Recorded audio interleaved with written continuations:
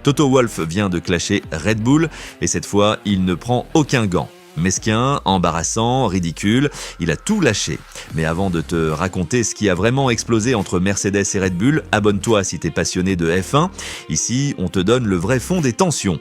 Bienvenue dans la meilleure communauté francophone du paddock. Retour au Grand Prix du Canada, George Russell gagne la course, Mercedes exulte, mais Red Bull dépose une réclamation. Encore, ils accusent Russell de comportement antisportif sous safety car comme à Miami.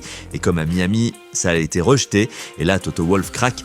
Ils ont mis 2 heures pour la déposer. C'est une perte de temps, une démarche mesquine, une pure invention.